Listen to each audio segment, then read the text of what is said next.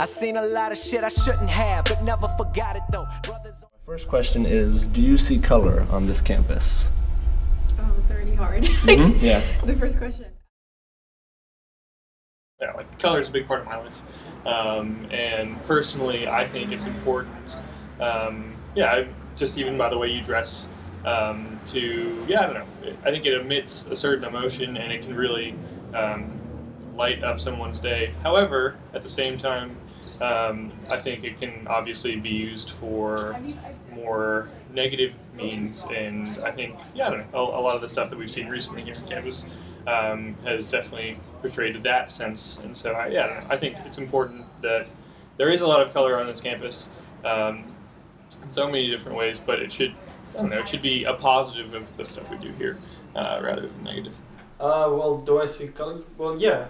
People look different. You can't not see that. I mean, that's actually one of the things that annoys me quite a bit when people say I don't see color, because people look different. It's not about everyone looking the same and being the same. It's about treating everyone the same. So it doesn't matter if you're white or brown or whatever, as long as you get treated the same. So yeah, I see color. Everyone sees color. Whether they admit it or not, we all see color, especially those of us who have been socialized within any Western society or society that has had a colonial historical, rooting. That has been, the racialization and politicizing of race has been absolutely fundamental to the colonization experience. So yes, and that our country is definitely that's definitely an important aspect of the development of American society. Y'all see a white boy, but my daddy a Negro. Half-breed motherfucker, grip the mic and he flow. My second question is, what are some factors that help to maintain the pockets of racial segregation at Dickinson? I think I would say that, I think I've talked to people that have said that self-segregation is an issue, which I think is a topic that's kind of hard to touch on without really actually getting into the heart of it and like interviewing people about that. I think a lot of it has to do with how people come into this campus and the initial social groups that they find themselves in. And so I think that has a lot to do with it. And it also has a lot to do with the fact that there is perceived, I don't know if I call it racism, but there is perceived like stereotypes. And so people of color, I think, probably feel more comfortable, not maintaining those pockets of color, but gravitating towards them because it's an area where they feel like they are understood.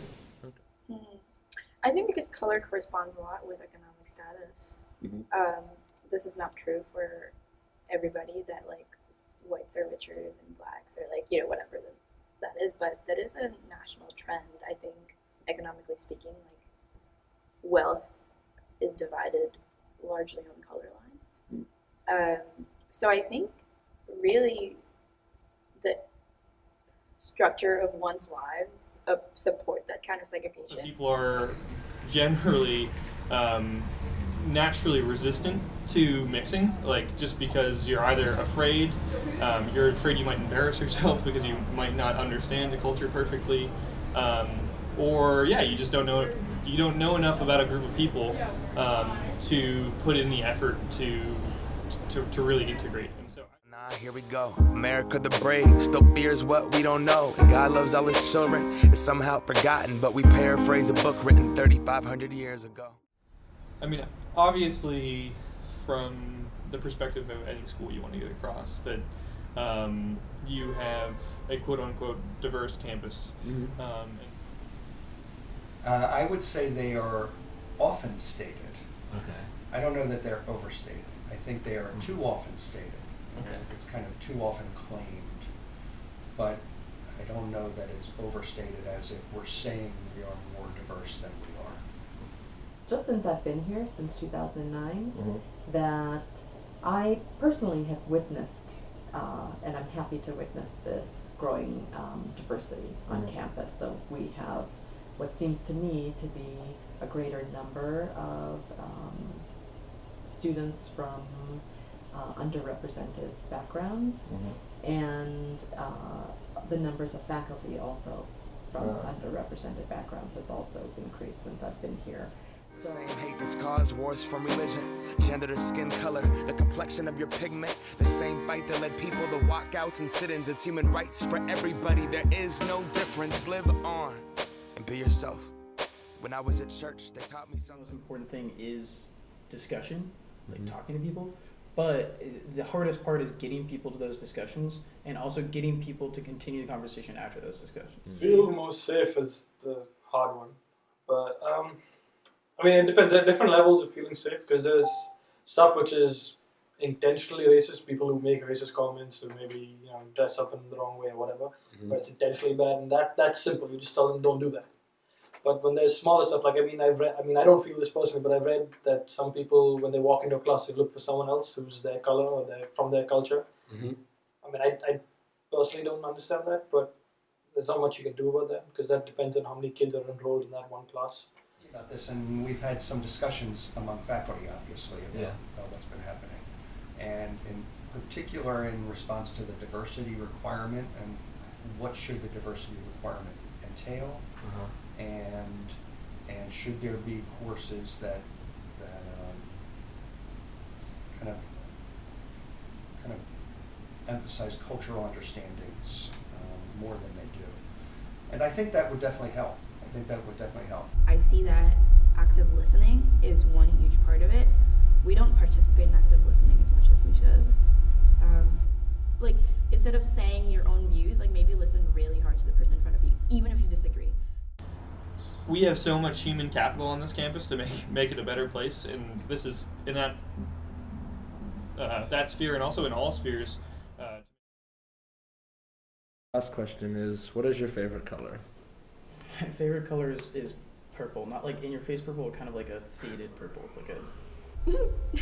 My favorite color is gray. Just a certain type of gray, or? Heather gray. What's the color green? Would you like an explanation or no? This is my favorite color. Probably red or blue. Red or blue. That is, I mean, you don't have to have just one. Yeah, I've never really thought about my favorite color. It seems like an odd thing to think. Favorite color? Oh, that's always I don't know, because I like a lot of colors. I don't have a favorite color. I don't know. Color is purple, and I just got this as a gift yesterday. No freedom till we're equal. Damn right I support it.